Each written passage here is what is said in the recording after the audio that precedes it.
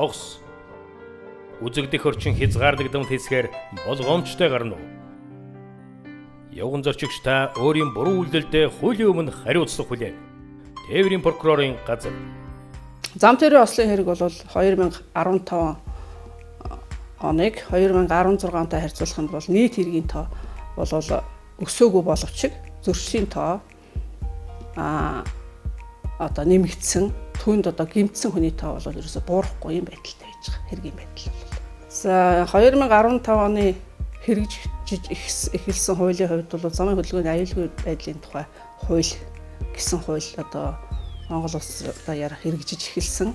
Зам тээврийн ослын газрыг орхиж цухтаах гэдэг асуудал бол тээврийн хэрэгсэл жолоодож явсан жолооч хүн бол тээврийн хэрэгслийн жолоодож явах үедээ ямар нэгэн байдлаар одоо осолд холбогдсон байх юм бол хүлээх үүргийн тухай хэлж байгаа юм. За ямар үүрэг хүлээх вэ гэхлээр ямар нэгэн осолд холбогдсон ямар нэгэн тээврийн хэрэгсэлд одоо хохирол учруулчихсан байх юм бол өөрийнх нь тээврийн хэрэгслийг зогсоогоод тэр тээврийн хэрэгсэлтэй холбоотой ямар нэгэн эд зүйл унсан, барьсан, эвдэрсэн байх юм бол тэр үнийг байрнаас нь хөдлөхгүй байх. Ямар нэгэн хүн, эргэн хүн, явган зорчигч юм уу, эсвэл зорчигч юм уу, жолооч хүн юм уу, ямар нэгэн өөр хүн гэмтсэн байх юм бол тэрэнд эмнэлгийн тусламж үзүүлэхээр одоо холбоо тогтоох, эмнэлгийн байгууллагад хүргэх, өөрөөсөө шалтгаалах арга хэмжээ авах. Ямар нэгэн байдлаар эмнэлгийн байгууллагад л одоо мэдэгдэх тийм л үүрэг хүлээж байгаа. Дараагийн дугаарт бол цагдаагийн байгууллагад мэдэгдэнэ. За ийм осол болчлоо гэснээр мэдэгдэж өөрийнхөө машины дугаарыг өгдөг юм уу, өөрийнхөө биеийн байцаалтыг өгдөг юм уу, ийм үүрэгтэй. Тэгээд цагдаагийн байгууллагын ямар нэгэн ажилтан эрдэл нь тэндээ өөрийн биеэр байж ах, тээврийн хэрэгсэл дээр байж ах. Ийм 3 үндсэн үүрэгтэй.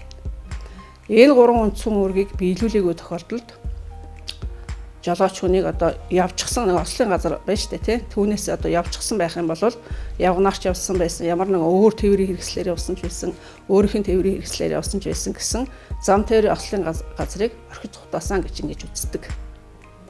Тэрний айгаа цухтаасан байна уу? Ямар нэгэн ажил төрөлд яарч байна уу гэдэг ерөөсө хамаарахгүйгээр ослын газараа байж явах үүрэгтэй хэрвээ одоо яваад өгсөн тохиолдол байх юм бол түүнийг одоо цухтаасан, санаатай цухтаасан гэж ингэж өргөжүүлсэн байна. Зам тээврийн ослын хэрэг бол ерөнхийдөө болгоомжгүй байдлаар үлдэгдчихдэг. Энэ цухтаах асуудал нь бол санаатай үйлдэлээр санаатай одоо ерөөс эндээс явчих ерөөсөө. За энэ нь бол яагаад гэвэл хариуцлагаас зайлсхийх, өөрийнхөө одоо буруутай асуудлыг одоо нуун далдлах, хаацайлах ийм одоо санаа зорилгыг агуулсан юм учраас энийг одоо ингэж гэмт хэрэгт тооцдог. Зайлсхийсэн гэсэн гэмт хэрэг тооцдог юм аа. Тэгэхээр одоогийн мөрдөгдөж байгаа эрүүгийн хуульд бол 216 дугаар зүйлийн 216-гийн 2 гэсэн зүйлчил байж байгаа. Зам тээврийн осол гарсан жолооч хүн одоо зам тээврийн ослын газрыг одоо орхиж цухтаасан байх юм бол эрүүгийн хариуцлага хүлээлгэнэ гэж ингэ заасан.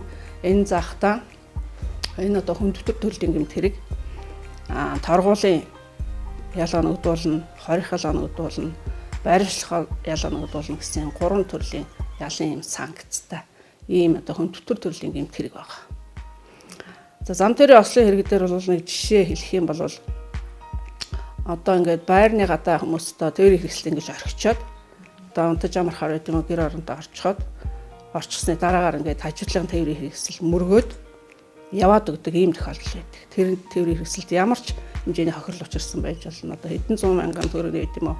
Хэдэн төгрөгийн хохирол учирсан байт юм уу? Тэгээд ингээд яваад өгсөн тохиолдол энэ одоо гэмт хэргийн бүрэлдэхүүн болчихж байгаа. Ягаад гэвэл зам тээврийн осол гарсан тэр тухайга мэдээлээгүй хохирол учирчихсан тодорхой хэмжээний хохирол учирчихсан байхад жолооч нь тухайн үүргээ биелүүлээгүй замын ослын газар одоо орхиод явчихсан учраас түүнийг одоо зам тээврийн ослын газрыг орхиж зүхтаасан гэж үздэг.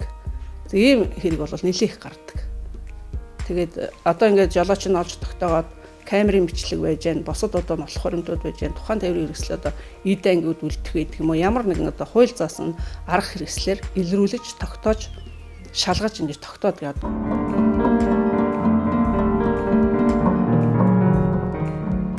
Зогс. Явган зорчигч та хурдыг өөрөө гүү тооцоол. Явган зорчигч та өөрийн буруу үйлдэлдээ хуулийн өмнө хариуцлага хүлээн. Тээврийн прокурорын газар.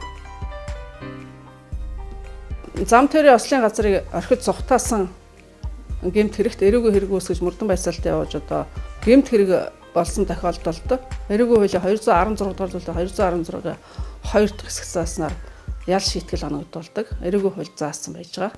За энд заасан ял хариуцлагын хувьд бол хөдөлмөрийн хөлсний доод хэмжээг 51-ээс 75 дахин хэмжээний төгрөгөөр торгох. За энэ нь бол нэг 9 сая 700 мянгаас 14 сая төгрөгийн торгуулийн арга хэмжээ хийж байгаа. 3 сараас 6 сарын хугацаагаар бариучлахыг оногдуулах, 5 жилийн хугацаагаар хорихыг оногдуулах гэсэн ийм 3 төрлийн ялтай. Нэг хүнд бол энэ эдгээр ялын аль нэгийг л оногдуулна гэсэн үг. Торгох ялын хувьд бол одоогийн нөхцөл бол шүүхийн практикт бол олон тохиолдолд оногдуулахгүй байна. Ягаад гэвэл хүмүүсийн чадвар, төлбөрийн чадвар бол одоо бага байгаа байдал бол бас нөлөөлөж байгаа. Зам тээврийн ослын хэрэг дээр бол хохирлоо бүрэн барагдуулчихсан. Хохирчийг одоо гомдлогоо болгосон тохиолдол бол шүүхээс одоо ял хариуцлага хөнгөрүүлэх хуулийн залт байдаг. Ослын газрыг орхиж цугтаасан гэмт хэргийн хувьд бол одоо ихэнх тохиолдолд илэрдэг. Одоо ер нь л одоо маш өндөр хувьтай илрүүлдэг. Цагдаагийн байгууллагууд бас өндөр шаардлагатай, өндөр хэмжээнд одоо ажил үргээ гүйцэтгэж байгаа. Осолд холбогдсон байх юм бол ямар нэгэн одоо уулмөр одоо үлдэж үйдэг. Сул замдаар ч юм уу, орон нутгийн замдаар ч юм уу. Одоо орон нут юу Улаанбаатар хотод байдаг юм уу, суурин газарт бол камерын бичлэг бол маш одоо сайн нотлох баримт болж идэг. Камер одоо аж ахуйн гэж байгууллага зам дээр олноор тавигдж байгаа учраас ямар нэгэн байдлаар одоо энд одоо тусгагдсан байдаг.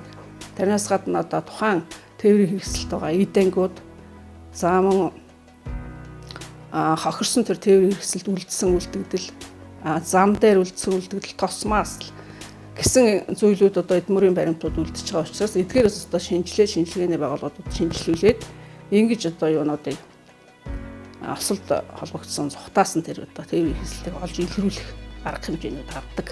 18 наснаас эхлээл тэгэл бараг л ихэнх хүмүүс одоо машин барих, тээврийн хэрэгсэл эзэмших юм сонирхолтой байж байгаа учраас хариуцлага бүгдээрээ одоо хүмүүсд ухамсарлаж эхлээд одоо олцолд холбогдохгүй байхыг одоо анхааруулж одоо сэрэмжлүүлж байна. Зогс гарцаар зөв гарна уу?